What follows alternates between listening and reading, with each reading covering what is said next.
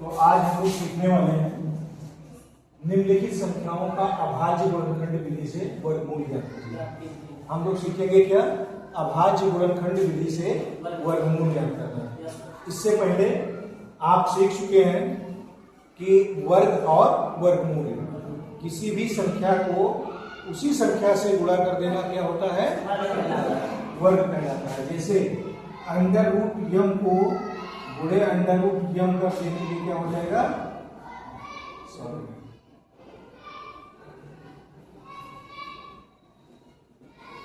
किसी संख्या यम को गुणा कर दें यम से, तो ये यम का क्या हो जाएगा? स्क्वायर। इस प्रकार से हमने पढ़ा कि किसी भी संख्या को उसी संख्या से गुणा करने पर उसका वर्ग प्राप्त होता है। अब हमें क्या निकालना है? गुणनखंड विधि द्वारा, अभाज्य गुणनखंड विधि द्वारा संख्याओं के वर्गमूल ज्ञात करना है। तो आइए शुरू करते हैं। हमारे पास है संख्या 2304, 2304। हम क्या करेंगे कि सबसे पहले इस संख्या का अभाज्य गुणनखंड करेंगे।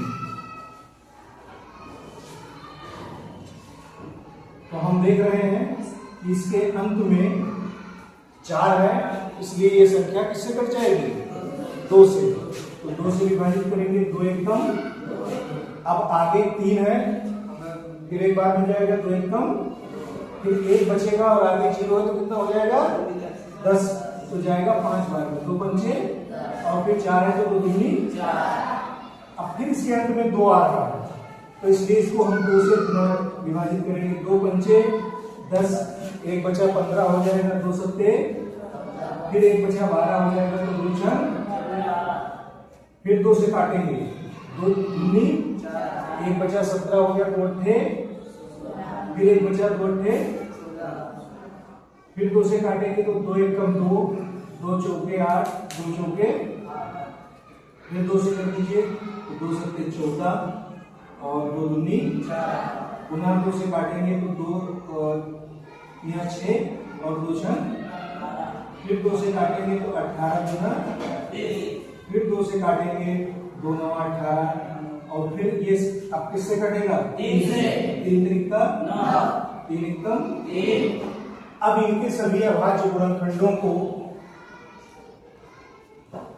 इसको हम अंडर रूट में लिख सकते हैं, ठीक है। अब इनके सभी गुणनखंडों को आप लिख लीजिए अंडर रूट में। क्या है? 2 गुणे 2 गुणे 2 गुणे 2। कितनी बार आया है? तो 1 2 3 4 4, मतलब 4 गुना 8। फिर 2 बार 3। अब क्या करेंगे हम? इन सभी संख्याओं के जोड़े बनाएंगे, युग्म बनाएंगे। तो यहां से अब प्रत्येक युग्म में से हमें क्या करना है? एक अंक ले लेना है। एक जोड़े में से एक अंक लेते चले जाएंगे। इन सबका गुणा कर देंगे। 2 दूनी 4, 4 दूनी 8, 8 दूनी 16, 16 दिया 2 दूनी 4 दूनी 8, 8 दूनी 16, 16 दिया 48। 48 जो है इसका क्या हो जाएगा? वर्गमूल हो जाएगा। 2304 का वर्गमूल 48। अब इसके बाद में दूसरा नंबर लेते हैं 1296।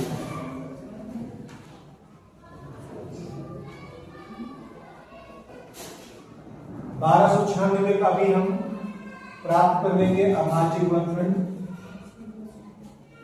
तो चूंकि इनके अंत में 6 है, 2 से करिए, 2 6 12, 9 है, 2 चौके 8, 2 अट्ठे, फिर 2 से करेंगे तो 2 3 6, 2 दूनी 4, 2 चौके 8, फिर 2 से कर देंगे 2 एकम 2, 1 बचा 12 हो जाएगा, 2 छह 2 दूनी 4, फिर इसको 2 से कर दीजिए तो 2 अट्ठे 16 और 2 एकम 2। अब ये संख्या 2 से नहीं कटेगी, तो 8 1 9 3 से कट जाएगी। 3 दूनी 6 बचा 2, 3 सते, फिर 3 से काटेंगे 3 9, 3 त्रिका और फिर 3 एकम। अब इन सभी का क्या करेंगे हम? अंदर कुछ करेंगे, लीजिए 2 गुणे 2 गुणे 2 गुणे 2 और 3 गुणे 3 गुणे 3 गुणे 3। अब इसका जोड़ा बना लीजिए 1 2 1 2।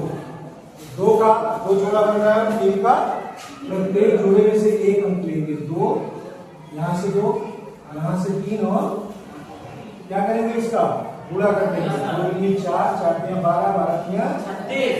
तो 36 इस संख्या का वर्गमूल हो जाएगा। ठीक है।